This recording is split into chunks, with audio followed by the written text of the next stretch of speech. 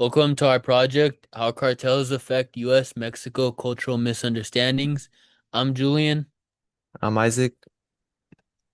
Going towards our thesis statement, the cartel problem is more than just drugs or border security and continues because of poverty, corruption, and high drug demand in the US.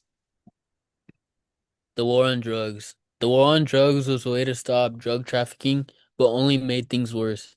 This all started when the cartels created conflict with the Mexican government and using the military, which created violence across Mexico. Thousands of people were killed and went missing. Families and innocent people were caught in the middle of this. Avery Das states, since the drug war began, Mexico has reported more than 360 homicides, the rates rising from approximately 5 to 15 per 100,000 population between 2006 and 2012. The drug war made violence and daily life worse in Mexico. This created the cartel to form into smaller groups to form and fight for power and control, while at the same time the demand for drugs only went higher and money was still flowing. The cartel profited off this while civilians were harmed and killed in the crossfire. How cartels profit from both drugs and people. The cartel makes money not just off drugs but human trafficking as well. Adam Hewitt from The Hope of Justice states, capitalizing on their already prosperous business model for drug cargo, TCOs diversed into human smuggling using the same routes and procedures to transport human committees. Cartels often use migrants to sell drugs and use them as a source of pay through extortion, kidnapping, violence, and forced labor. This often happens when they're trying to cross the border and often picked up by cartel members. The way the cartel makes money off these people is by telling their families they have to pay in order to get their family members back, or others are extorted and have to pay the cartel to be in certain areas due to drug routes. Migrants are forced into labor, whether it is through selling drugs or doing whatever is told by the cartel. Migrants and drugs travel along the same routes, which the cartel benefits off this and brings in more profit. Cartel power. The cartel controls a large part of the economy under the table, meaning they have ties with authority and people of power, which makes the whole operation corrupt. Through extorting migrants brings in money, drug trafficking brings in millions to the cartel.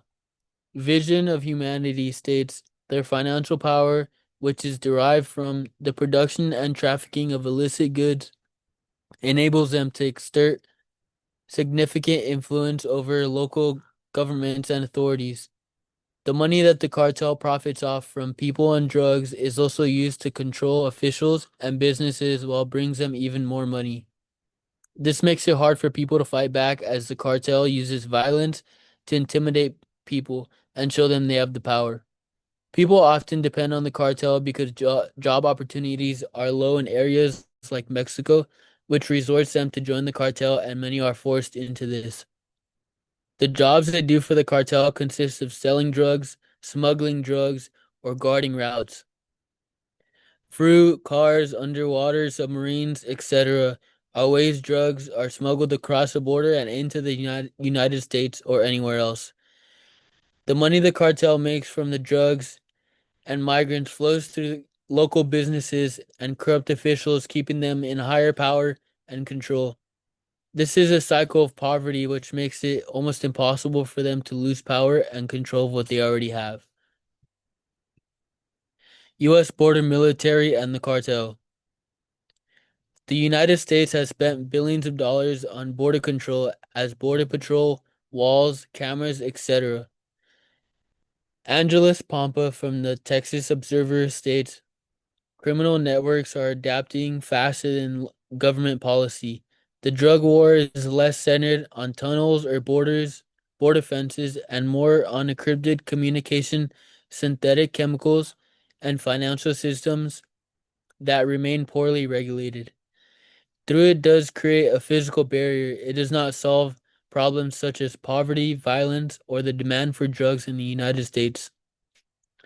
This is what keeps the cartel business. The immigrants are forced to travel along different routes to get around the border, and in those locations is where they are likely to be cartel members that stop them and exploit them for money, kidnap them, or use them and force labor upon them. These are some of the same routes that are used to smuggle drugs, which brings the cartel profit, and they are able to find new routes and raise prices, which brings them more profit.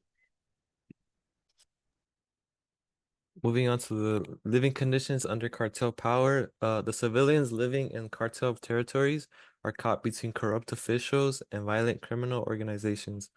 According to Border Report, overall, 61.4 of all Mexican citizens over 18 states have stated that they feel unsafe in their cities.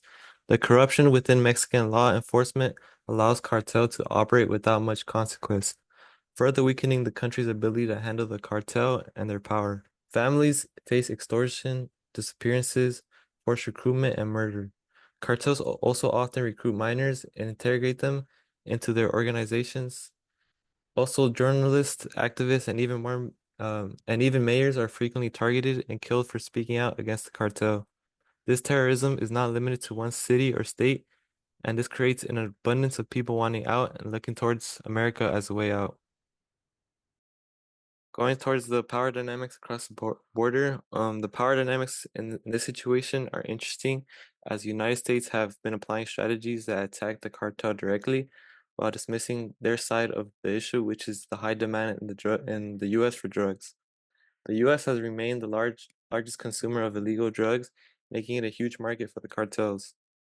According to CFR, in 2022, deaths from all types of opioids surged to 81,806, more than 10 times the number of U.S. military service members killed in the post 9/11 wars in Iraq and Afghanistan. In this same article, CFR states most fentanyl in the United States is smuggled across the border with Mexico. The consumption, the consumption for the cartel production has mainly been in the US. This demand has empowered cartels to expand their operations. As the revenue created in the United States, the violence and fear is placed on Mexican citizens in cartel territories. Meanwhile, the US policymakers have put their focus on building walls and increasing border security. They failed to address the root cause in American drug consumption. Additionally, many of the cartel's military power can be attributed to America producing weapons. According to the article written by Stefano Ritondo, a recent 60-minute report claims that between 200,000 and 500,000 firearms are smuggled into Mexico from the United States yearly, forming what experts call the Iron River. Although this can be attributed to border security, it's another example of how the cartel takes advantage of the U.S. to increase their power. Mexican Americans living in the U.S. have also been affected, as the U.S. has used the war on drugs against the cartel as a form of propaganda to justify in the eyes of the public harsh immigration policies.